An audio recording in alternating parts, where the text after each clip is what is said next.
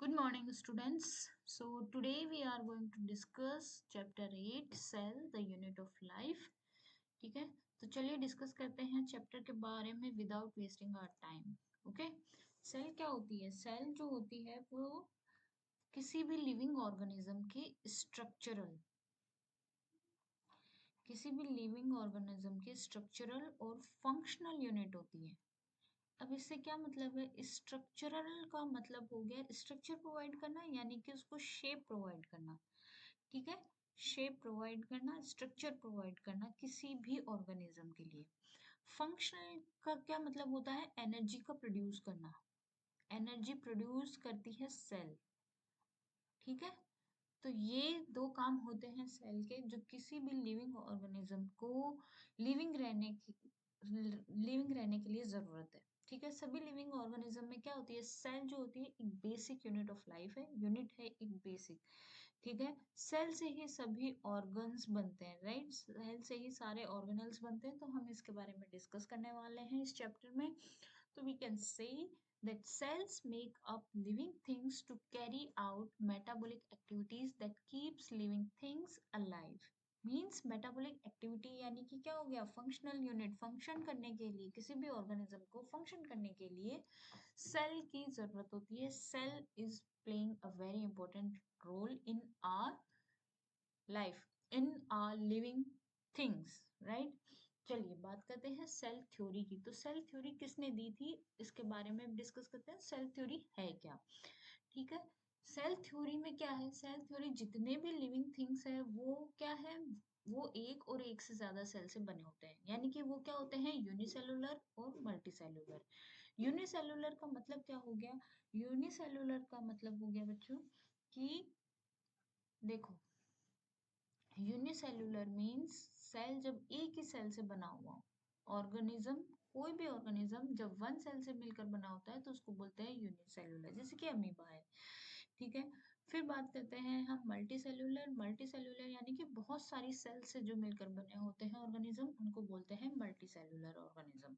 ठीक है, ये सेल थ्योरी में है. सेल थ्योरी क्या बोल रही है कि जितने भी सेल्स हैं वो प्री एग्जिस्टिंग सेल से बनती है बाय डिवीजन. देखो, जैसे कि ये कोई सेल है, जैसे कि ये कोई सेल है. ठीक है, ठीक है, इस सेल में जब डिवीजन हो जाता है, ये जब सेल डिवाइड हो जाती है तो दो सेल बन जाती है. एक ये वाली सेल बन गई और एक ये सेल बन गई. यानी कि ये बनी कैसे? ये अपनी प्री एग्जिस्टिंग सेल से बनी है, तभी दो सेल बने हैं. ठीक है, the cell is the basic unit of structure and function in all organism, right? ठीक है, सो बेसिकली सेल थ्योरी क्या है? Collection of ideas and conclusion from the scientist which describe the cell and how the cell operates. Clear? देखिए, अब cell theory किसने दी थी? Cell theory दी थी सबसे पहले रॉबर्ट हुक ने. ठीक है, सबसे पहले इन्होंने डिस्कवर किया था 1665 में. फिर एंड वॉन ल्यूवेनहॉक ने किया था, जो कि लिविंग सेल में इन्होंने देखा 1674 में. फिर रॉबर्ट ब्राउन आए, उन्होंने न्यूक्लियस में देखा. ठीक है, न्यूक्लियस में इन्होंने 1883 में इन्होंने क्या देखा? सेल को देखा. अब डिस्कस करते हैं श्लीडन एंड श्वान. ठीक है, दोनों ने मिलकर सेल थ्योरी दी थी, श्लीडन एंड स्वान ने. लेकिन रॉबर्ट वर्चो ने बताया कि सेल जो है वो प्री एग्जिस्टिंग सेल से फॉर्म होती है, जिसे हम बोल रहे थे कि जब सेल डिवाइड हो जाती है, जब सेल डिवाइड हो जाती है तो क्या होती है? वो दो सेल बना लेती है, दो न्यू सेल बन जाती है. इस प्रोसेस को क्या बोला जाता है? ऑमनी सेलुला ई सेलुला. ठीक है, he modified the hypothesis of Schleiden and Schwann to give the cell theory a final shape. तो इससे हमें क्या समझ में आया कि जितने भी लिविंग ऑर्गेनिज्म हैं वो सेल्स और प्रोडक्ट्स ऑफ सेल से मिलकर बने होते हैं. ठीक है, this all cell arises from the pre existing cell. सारी की सारी सेल्स जो होती हैं वो अपनी प्री एग्जिस्टिंग सेल से मिलकर बनी होती है. Next, here you can see the example of unicellular. जैसे कि मैंने आपको बताया अमीबा. ठीक है, amoeba, paramecium and Euglena, these are the unicellular organism. Clear है? these are the यहाँ पे इसमें क्या है? न्यूक्लियस है, फूड वैक्यूल है, कुछ सेल ऑर्गेनल्स नहीं होते हैं इनमें. ठीक है ना। सेल ऑर्गेनल्स मतलब बहुत ही कोई टिपिकल स्ट्रक्चर नहीं होती, सिंपल सी स्ट्रक्चर होती है जिसके अंदर एक न्यूक्लियस होता है, वैक्यूल होती है, कॉन्ट्रेक्टाइल वैक्यूल मान लो, माइक्रो न्यूक्लियस होता है, एकदम सिंपल सी स्ट्रक्चर होती है। ठीक है। अब मल्टी सेलुलर ऑर्गेनिज्म कैसे होते हैं, जो बहुत सारी सेल से मिलकर बने होते हैं, जैसे कि here you can see the plants, animals, right. चलिए आगे डिस्कस करते हैं हम। Onion cell, which is a typical plant cell, right, has a distinct cell wall, has its outer boundary, and just within it is the cell membrane. ठीक है। And the cells of human chick have an outer membrane as delimiting structure of the cell. ठीक है। ये सभी जो हमारी जो outer membrane है वो भी सेल सेल क्या करती है, उसको प्रोवाइड क्या करती है, सेल स्ट्रक्चर, सेल मेम्ब्रेन होती है सेल के बाउंड्री पे। ठीक है। सबसे पहले सेल मेम्ब्रेन होती है जो कि सेल को पूरी एक शेप प्रोवाइड करती है। ठीक है। और ईच सेल क्या होती है जिसमें बाउंड होता है पूरी स्ट्रक्चर, जिस उसे क्या कहते हैं, न्यूक्लियस। ठीक है। The nucleus contain the chromosomes, ठीक है, which in turn contain the genetic material DNA. Genetic material DNA यानी कि क्रोमोसोम में क्या होते हैं, डीएनए, जेनेटिक मटेरियल, जो कि one generation to next generation जाते हैं। ठीक है। वो ही कैरी करते हैं, डीएनए जेनेटिक मटेरियल ही कैरी होता है वन ऑफ स्प्रिंग से नेक्स्ट ऑफ स्प्रिंग तक। Clear? Cells that have membrane bound nuclei are called eukaryotic cell. Cells जो कि membrane bound nuclei होता है वो होती है eukaryotic cells, और जिसमें membrane lack होती है, ठीक है, membrane नहीं present होती है, उसको क्या बोला जाता है, prokaryotic cells. Both prokaryotic and eukaryotic cells has a semi-fluid matrix, जिसको क्या बोला जाता है, साइटोप्लाज्म, जिसके अंदर ऑर्गेनिज्म प्रेजेंट होते हैं। हम डिस्कस करेंगे सेल के स्ट्रक्चर के बारे में, फिर भी थोड़ा सा एक ओवरव्यू ले लेते हैं। जैसे कि ये प्लांट सेल है, इसमें है न्यूक्लियस, ठीक है, ये न्यूक्लियस है, इसमें कुछ वैक्यूल भी प्रेजेंट होंगी, कुछ सेल ऑर्गेनल्स भी प्रेजेंट होंगे, क्लोरोप्लास्ट प्रेजेंट होंगे, सेल ऑर्गेनल्स प्रेजेंट होंगे, और साइटोप्लाज्म जो फ्लूइड जैसी स्ट्रक्चर होती है वो बोलते हैं उसको साइटोप्लाज्म, जो कि सेल को क्या बनाती है, एक शेप प्रोवाइड कर रही है। ठीक है। एक स्ट्रक्चर प्रोवाइड कर रहा है साइटोप्लाज्म। ठीक है। जिसका मेन एरेना क्या होता है, सेलुलर एक्टिविटीज, जिसके अंदर एनिमल सेल और प्लांट से दोनों इन्वॉल्व है। ठीक है। जिसमें बहुत सारी केमिकल रिएक्शंस होती है ताकि सेल को लिविंग स्टेट बना सके, राइट। चलिए नेक्स्ट में जाते हैं। Besides the nucleus, the eukaryotic cells have other membrane-bound distinct structure called organelles. Organelles की बात करते हैं, सेल के अंदर बहुत सारे ऑर्गेनल्स प्रेजेंट होते हैं, जैसे कि ER, endoplasmic reticulum, Golgi complex, lysosome, mitochondria, microbodies, vacuoles. हम इनके बारे में डिस्कस करने वाले हैं इस चैप्टर में। ठीक है। तो प्रोकैरियोटिक सेल में क्या होती है, मेम्ब्रेन लेस होता है, ठीक है, बाउंड ऑर्गेनल्स, यानी कि जो ऑर्गेनल्स होते हैं उनके ऊपर कोई मेम्ब्रेन प्रेजेंट नहीं होती है। ठीक है। लेकिन राइबोसोम्स एक ऐसा ऑर्गेनल्स है जो नॉन मेम्ब्रेन बाउंड होता है, वो यूकैरियोटिक सेल और प्रोकैरियोटिक सेल दोनों में प्रेजेंट होता है। ठीक है। Ribosomes are found only in the cytoplasm but also within the two organelles, जैसे कि क्लोरोप्लास्ट और mitochondria and on rough ER. It is important. ठीक है। चलिए बात करते हैं, animal cell contain another non membrane bound organ, जिसको कि क्या बोला जाता है, सेंट्रोसोम, जो कि सेल डिवीजन के समय काम आता है। हम सेल डिवीजन के प्रोसेस में इन्वॉल्व रहता है। ठीक है। हम आगे इसके बारे में डिस्कस करेंगे, सेल डिवीजन क्या होता है। Cells differ greatly in size, shape and activity. For example, mycoplasm। सबसे स्मॉलेस्ट सेल क्या होती है, सबसे स्मॉलेस्ट सेल है माइकोप्लाज्म, ये इंपॉर्टेंट है। ठीक है। माइकोप्लाज्म क्या है, सबसे स्मॉलेस्ट यूनिट है, सबसे स्मॉलेस्ट, और इसकी कितनी लेंथ है, 0.3 micrometer, right.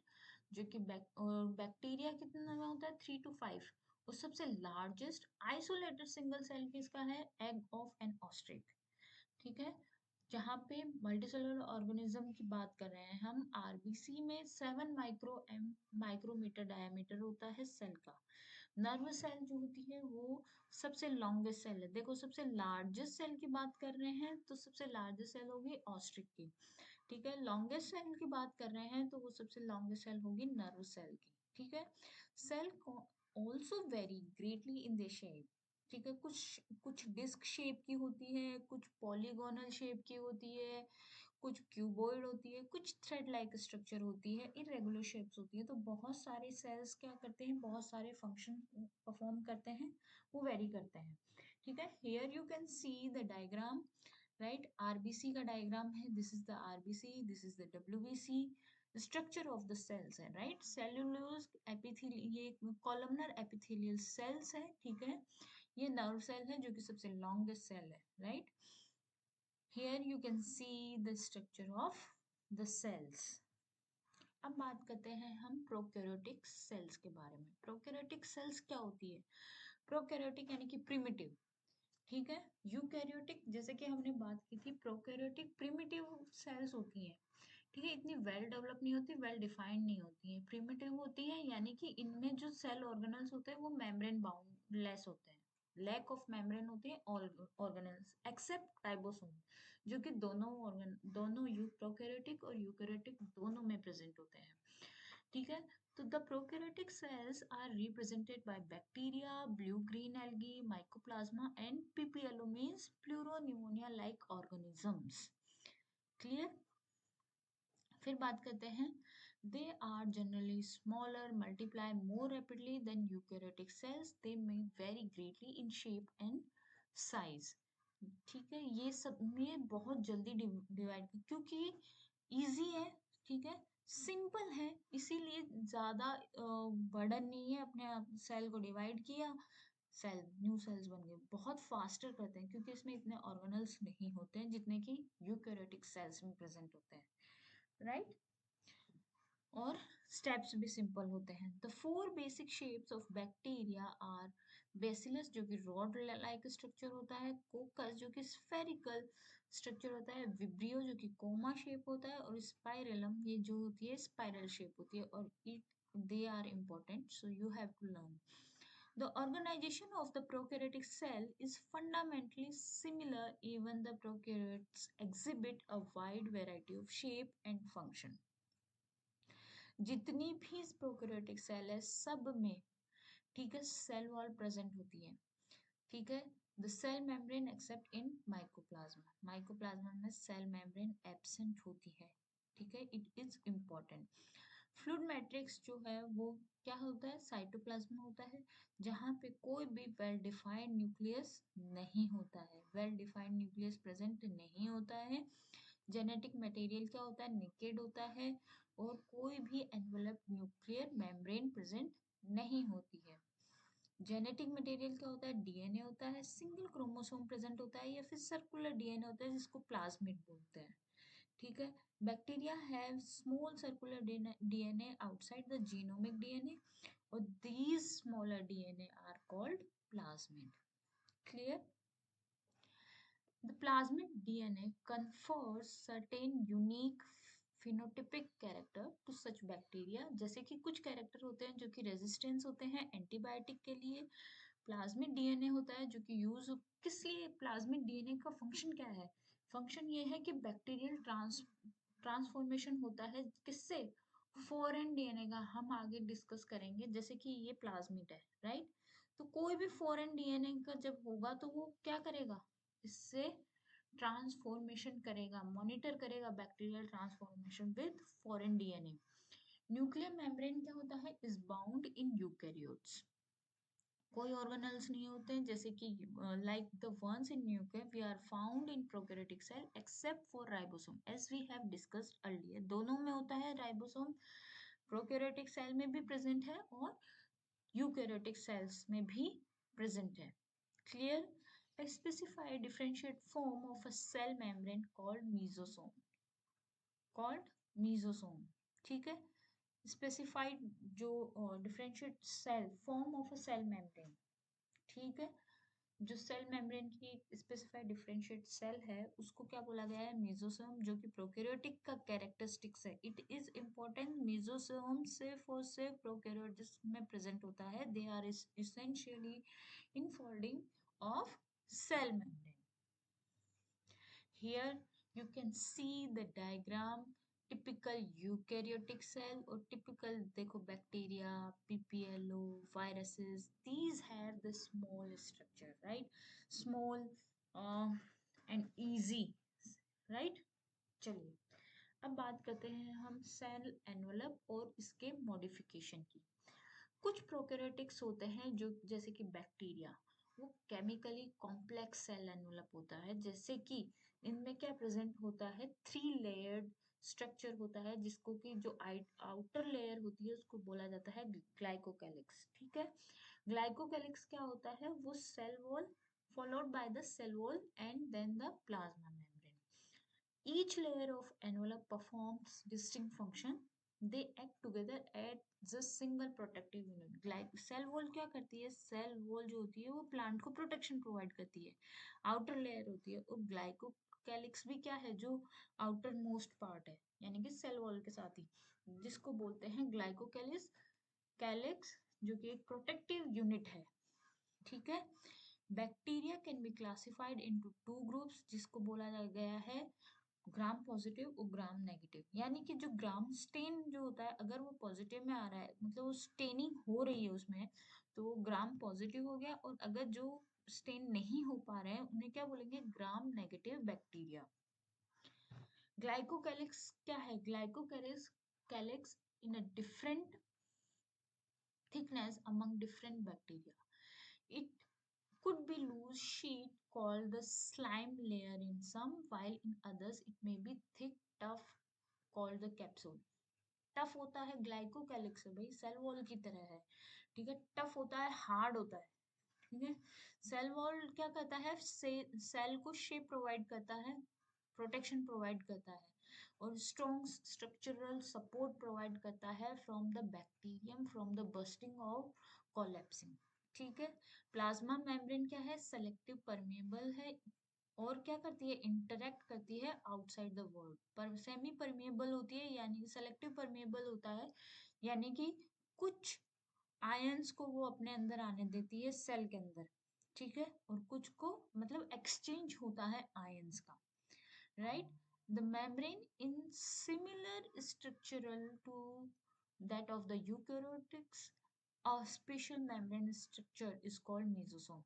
As we have discussed, mesosome is the characteristics of the prokaryotic cells, ठीक है। और ये किससे बनता है, form by the extension of plasma membrane into the cell. These extension are in the form of vesicle, tubules and lamellae, ठीक है। और यही एक्सटेंज बाद में क्या बना लेते हैं, वेसिकल, ट्यूबुल्स और लेमेले में कन्वर्ट हो जाते हैं, जो कि हेल्प करते हैं किस में, सेल वॉल के फॉर्मेशन में, डीएनए के रेप्लिकेशन में and distribution to daughter cell. It is a important point कि मीजोसोम्स किससे डिराइव होते हैं, मीजोसोम डिराइव किससे होते हैं, किसका एक्सटेंशन है, प्लाज्मा मेम्ब्रेन का, ठीक है। वो बाद में किस शेप में हो जाते हैं, किसके एक्सटेंशन में बन जाते हैं, वो वेसिकल, ट्यूब्यूल्स, लेमिले में कन्वर्ट हो जाते हैं, जो कि किस में हेल्प करते हैं, सेल वॉल के फॉर्मेशन में, डीएनए के रेप्लिकेशन में और डिस्ट्रीब्यूशन ऑफ डॉटर सेल्स, ठीक है।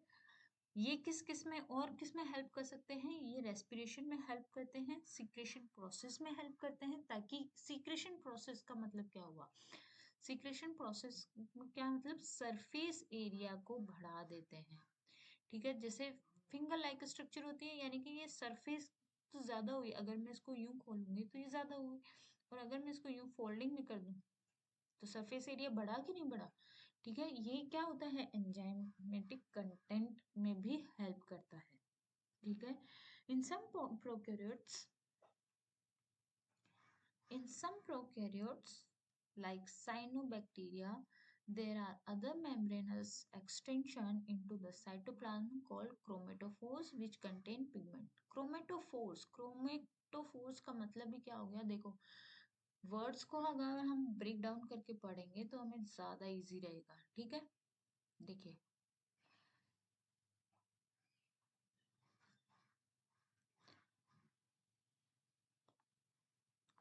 क्रोमेटोफोर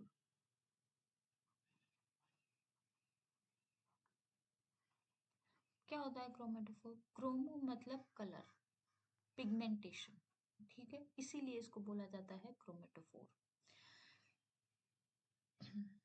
बैक्टीरियल सेल में बी मोटाइल और नॉन मोटाइल।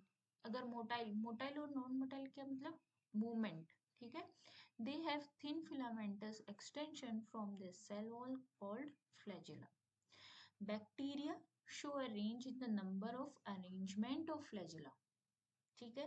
बैक्टीरियम फ्लैजिलम क्या होता है, कंपोज्ड होता है थ्री पार्ट्स में, जिसको बोलते हैं फिलामेंट, हुक और बेसल बॉडी। यानी कि बैक्टीरियल फ्लैजिलम जो है, फ्लैजिला क्या होता है, flagella is the extension of the cell wall called flagella, ठीक है। और ये क्या कहता है, ये फिलामेंट, हुक और बेसल तीनों टाइप के compose, three type of, three part से कंपोज्ड होता है। फिलामेंट क्या होता है, फिलामेंट मीन्स ये ligament, longest portion of extent from the cell surface to the outside.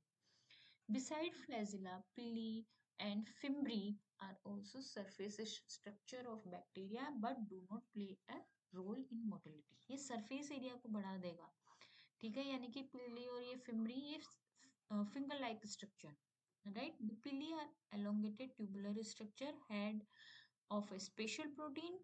Fimbriae जो कि स्मॉल ब्रिसल लाइक फाइबर्स होते हैं स्प्राउटिंग आउट द सेल। और कुछ bacteria, they are known to help attach the bacteria to rocks in streams and also in host tissues, ठीक है। अब बात करते हैं हम राइबोसोम और इंक्लूसिव बॉडी। प्रोकैरियोट्स में राइबोसोम्स होते हैं जो कि एसोसिएटेड होते हैं प्लाज्मा मेम्ब्रेन से, as we have discussed earlier, ठीक है।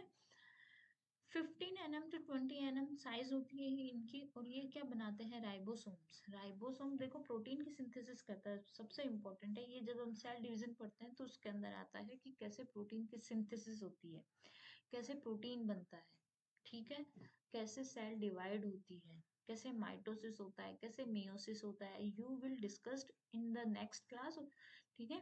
तो चलिए बात करते हैं, ये क्या होता है, 50s और 30s की यूनिट्स होती हैं राइबोसोम में, ठीक है। और ये जो मिलकर बनाती है, ये 70 प्रोकैरियोटिक राइबोसोम बनाती है, ठीक है। और 80 जो होती है वो किसमें, यूकैरियोट्स में बनाते हैं, ठीक है। 70s और 80s राइबोसोम्स होते हैं, प्रोटीन सिंथेसिस का काम करते हैं, ठीक है। जो बहुत सारे क्या होते हैं, एमआरएनए जो होते हैं वो अटैच्ड हो जाते हैं और पॉलीराइबोसोम बनाते हैं और पॉलीसोम बनाते हैं। और यही एमआरएनए किस में कन्वर्ट हो जाते हैं, प्रोटीन में कन्वर्ट हो जाते हैं एमआरएनए, ठीक है। इंक्लूसिव बॉडी क्या होती है, जो रिजर्व मटेरियल होता है प्रोकैरियोटिक सेल में, जो कि साइटोप्लाज्म में होता है, in the form of inclusion body बोलते हैं, जिसको ये किसी के साथ बाउंड नहीं होते हैं, फ्री होते हैं, साइटोप्लाज्म में फ्री होते हैं, फॉस्फेट ग्रेन्यूल्स के रूप में प्रेजेंट होते हैं, साइनोफाइसिन ग्रेन्यूल्स, ग्लाइकोजन ग्रेन्यूल्स, ये इसके एग्जाम्पल है। Gas vacuoles are found in blue-green algae, purple and green photosynthetic bacteria. अब हम बात करते हैं यूकैरियोटिक सेल्स के बारे में। What is eukaryotic cell? Clear, क्या होती है यूकैरियोटिक सेल? ये एडवांस लेवल में है, ठीक है, मल्टी सेलुलर ऑर्गेनिज्म है। Protist, plant, animal, fungi are the example of the eukaryotic cells, ठीक है। ये क्या होती है, एक्सटेंसिव कंपार्टमेंटलाइजेशन होता है साइटोप्लाज्म का, जिसके अंदर जो ऑर्गेनल्स होते हैं वो मेम्ब्रेन बाउंड होते हैं। ऑर्गेनल्स हम डिस्कस करेंगे और सभी ऑर्गेनल्स के बारे में, ER, ribosome, vacuole, plastids etcetera, ठीक है। Eukaryotic cell possess an organized nucleus with a nuclear envelope. In addition, eukaryotic cell have a variety of complex locomotory and cytoskeletal structure present होती है। जेनेटिक मटेरियल प्रेजेंट होता है जो कि chromosome के form में प्रेजेंट होगा। सारी यूकैरियोटिक सेल्स जो होती है वो आइडेंटिकल नहीं होती है। प्लांट सेल और एनिमल सेल्स क्या होती है, डिफरेंट होती है। प्लांट सेल में क्या होता है, सेल वॉल प्रेजेंट होती है। प्लांट सेल में सेल वॉल प्रेजेंट होती है, जबकि एनिमल सेल में सेल वॉल एब्सेंट होती है। ठीक है, एनिमल सेल्स में सेंट्रियोल प्रेजेंट होता है which are absent in almost plant cell, जो कि प्लांट सेल में एब्सेंट होता है सेंट्रियोल। क्लियर है? चलिए डिस्कस करते हैं। Here you can see the diagram of plant cell and animal cell. देखो इसमें क्या है, ये क्लोरोप्लास्ट है, ये वैक्यूल्स हैं, ये न्यूक्लियस है, ठीक है, ये वैक्यूल है, राइट, ये ईआर है, ये साइटोप्लाज्म है, और इसमें कुछ ग्रेन्यूल्स प्रेजेंट है, राइबोसोम वगैरह सब। यहाँ पे you can see the diagram of animal cell. यहाँ पे क्या है, न्यूक्लियस प्रेजेंट है, ईआर है, गोल्गी एपरेटस है, राइबोसोम्स है, साइटोप्लाज्म है। These all are, it is the advanced cell. Cell membrane की बात करें, चलिए डिस्कस करते हैं अब सेल मेम्ब्रेन। सेल मेम्ब्रेन क्या है, सबसे पहला ऑर्गेनेल के बारे में हम डिस्कस करने वाले हैं, सेल मेम्ब्रेन। प्लांट हो चाहे एनिमल हो, सबसे प्लांट में सेल वॉल प्रेजेंट होती है, फिर हम सेल मेम्ब्रेन होती है, ठीक है। तो सबसे पहले जो सेल मेम्ब्रेन है वो किसने डिस्कवर की थी, ये 1915 में डिस्कवर्ड हुई थी, ठीक है। केमिकल स्टडीज की गई थी ह्यूमन आरबीसी में, जो कि ठीक है, फिर प्लाज्मा मेम्ब्रेन के स्ट्रक्चर को स्टडी किया गया। Cell membrane is the mainly composed of lipid and protein. Cell membrane जो है वो लिपिड और प्रोटीन से मिलकर बनी होती है। जो फोस्फोलिपिड्स होते हैं वो बाइलेयर होते हैं, ठीक है, और लिपिड्स जो होते हैं वो ऊपर की तरफ प्रेजेंट होते हैं। लिपिड्स होते हैं वो ऊपर की तरफ, और जो टेल लाइक स्ट्रक्चर होती है वो हाइड्रोफोबिक टेल्स होती हैं, जो कि हाइड्रोफोबिक मतलब वाटर रेजिस्टेंस, ठीक है। जो पोलर, ये पोलर हो गया, पोलर और पोलर हेड हो गया, और ये नॉन पोलर टेल, ठीक है, ये नॉन पोलर है। You will see the diagram also. This ensures that the non-polar tail of saturated hydrocarbon is protected from the aqueous environment. ये सेल का ये आउटर लेयर जो होता है, पोलर पार्ट, ये होता है, क्या होता है, ये फोस्फोलिपिड्स होते हैं, ठीक है। और ये फोस्फोलिपिड क्या होते हैं, फोस्फोलिपिड में कोलेस्ट्रॉल प्रेजेंट होता है। Here you can see the diagram, देखो ये क्या है, ये ग्लाइकोप्रोटीन है, कार्बोहाइड्रेट प्रेजेंट है, ये रहा, देखो ये वाला पार्ट जो है ये है पोलर रीजन, ठीक है। प्लाज्मा मेम्ब्रेन में ग्रेनुलर ग्लोबुलर प्रोटीन प्रेजेंट है, कार्बोहाइड्रेट है, ग्लाइकोलिपिड है, कोलेस्ट्रॉल प्रेजेंट है, देखो कोलेस्ट्रॉल बाहर की तरफ है, ठीक है। और जो टेल वाला पार्ट है, टेल वाला पार्ट जो है वो नीचे है, ये देखो, ये हाइड्रोफोबिक पार्ट है, हाइड्रोफोबिक टेल। ये चैनल्स है प्रोटीन का जिससे आयन का एक्सचेंज होता है। यहाँ पे ये पेरिफेरल प्रोटीन है और ये इंटीग्रल प्रोटीन्स है। क्लियर है? ये अल्फा हेलिक्स प्रोटीन है। You will discuss, you will learn all about this in your next classes. चलिए बात करते हैं बायोकेमिकल इन्वेस्टिगेशन की, जो कि सेल मेम्ब्रेन में क्या होता है, प्रोटीन एंड कार्बोहाइड्रेट्स प्रेजेंट होते हैं, और प्रोटीन और लिपिड्स वेरी करते हैं डिफरेंट टाइप ऑफ सेल में, ठीक है। ह्यूमन बीइंग की बात करें तो जो मेम्ब्रेन ऑफ इरिथ्रोसाइट है has approximately 52% of protein and 40% lipids, ठीक है, यानी कि 52:40। Clear? Depending on the ease of extraction, membrane protein can be classified as integral. Integral मतलब अंदर वाले जो हमने पढ़े थे, और पेरिफेरल जो सेल के पेरिफेरी पार्ट में थे, ठीक है। पेरिफेरल प्रोटीन जो होते हैं वो सरफेस मेम्ब्रेन होते हैं, जो कि इंटीग्रल प्रोटीन क्या होते हैं, टोटली बरीड इनटू द, ये जो अंदर जो प्रोटीन होंगे वो क्या होते हैं, वो क्या होते हैं, वो इंटीग्रल प्रोटीन होते हैं। क्लियर? चलिए फ्लूइड मोज़ेक दिया था किसने? सिंगर एंड निकोलसन ने। ये बहुत इंपॉर्टेंट है। किस फ्लूइड मोज़ेक किसने दिया था? सिंगर एंड निकोलसन ने दिया था। और सबसे ज्यादा अप्रूव्ड एक्सेप्टेड मॉडल जो है वो फ्लूइड मोज़ेक मॉडल है, जो कि हमने अभी डिस्कस किया। ठीक है, इसके अकॉर्डिंग क्या है, क्वासी फ्लूइड नेचर होता है लिपिड का, जो कि अनेबल करता है lateral movement of protein with in the overall bilayer. The ability to move within the membrane is its fluidity. Fluidity का मतलब क्या हो गया? फ्लूइडिटी का मतलब क्या हुआ? यानी कि आप exchange of ions, exchange of proteins, ठीक है ना, ये होता है फ्लूइडिटी का। तो फ्लूइड मैच्योर मेम्ब्रेन जो होती है वो क्या करती है? उस सेल की ग्रोथ करती है, फॉर्मेशन ऑफ इंटरसेलुलर जंक्शन करती है, सीक्रेशन करती है इरिथ्रोसाइटोसिस का और सेल डिवीजन का, और बहुत सारे फंक्शंस हैं। क्लियर? नेक्स्ट है, सबसे इम्पोर्टेंट फंक्शन क्या है प्लाज्मा मेम्ब्रेन का? ट्रांसपोर्ट करना मैक्रो मॉलिक्यूल्स का। सेलेक्टिव परमेएबल होता है, यानी कि हर कोई आ नहीं जा सकता, कुछ सेलेक्टिव गेस्ट ही जा सकते हैं, यानी कि हर किसी को आने की इजाजत नहीं है। जो मेम्ब्रेन को पसंद होंगे वो ही जाएंगे। तो ये सेलेक्टिव परमेएबल है। ठीक है, कुछ मॉलिक्यूल्स होते हैं जो कि क्या करते हैं, मतलब without any requirement of energy, उसको क्या बोलते हैं? Passive transport. As we you have learn in your previous classes that कि पैसिव ट्रांसपोर्ट का मतलब क्या होता है? पैसिव का मतलब मैंने कुछ किया ही नहीं और फिर भी मैं अंदर जा रही हूँ। ठीक है, without any using the energy, energy की रिक्वायरमेंट ही नहीं है। ठीक है, कोई एनर्जी की रिक्वायरमेंट नहीं है, तो वो मूवमेंट क्या होता है? पैसिव ट्रांसपोर्ट होता है। ठीक है, यानी कि अपनी हायर कंसंट्रेशन से लोअर कंसंट्रेशन में जाना। हायर से तो लो में तो जा ही जा सकता है, यानी कि एक टब भरा हुआ है और एक टब खाली है, तो भरे हुए टब से खाली टब तो जा ही सकता है। ठीक है ना, यानी कि इजिली वाटर का फ्लो हो जाता है। अगर टब भरा हुआ है तो ऑब्वियसली वो नीचे की तरफ फ्लो करेगा, राइट? तो उसी को बोलते हैं higher concentration to lower concentration. लेकिन अगर हायर से लो में जा रहा है तो कुछ एनर्जी की रिक्वायरमेंट होगी, राइट? अगर मैं ज्यादा से कम की तरफ जाऊंगी तो मुझे कोई नहीं होगा, कोई एनर्जी की रिक्वायरमेंट नहीं होगी। लेकिन मैं कम से ज्यादा की तरफ जाऊंगी तो मुझे एनर्जी की रिक्वायरमेंट होगी, और इसको क्या बोलते हैं? इसको बोलते हैं एक्टिव ट्रांसपोर्ट। और इसी मूवमेंट को क्या बोलते हैं? Osmosis. Movement of water by diffusion is called osmosis. We will discuss the osmosis process क्या होता है।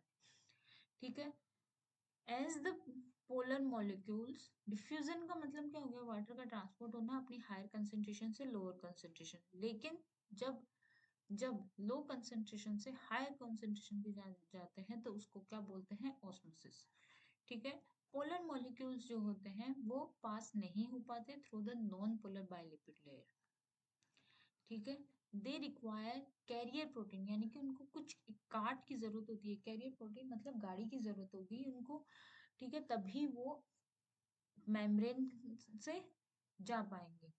कुछ आयंस होते हैं जो कि ट्रांसपोर्ट होते हैं अगेंस्ट देयर कंसंट्रेशन ग्रेडियंट, जैसे कि लो टू हायर कंसंट्रेशन, और इसी को क्या बोलते हैं? और ये क्या होते हैं? एनर्जी डिपेंडेंट होते हैं। और इसी ट्रांसपोर्ट को एक्टिव ट्रांसपोर्ट बोलते हैं, जहाँ पे एनर्जी की रिक्वायरमेंट यानी कि एटीपी की रिक्वायरमेंट होती है, जैसे कि एग्जांपल है sodium and potassium pump. I hope you all are understand. If you have any query, to write in the comment box, right? Or next day we will discuss the cell wall and other uh, organelles. ठीक है? तो if you have any doubt, anything, write in the comment box. Till then, bye bye. Thank you so much.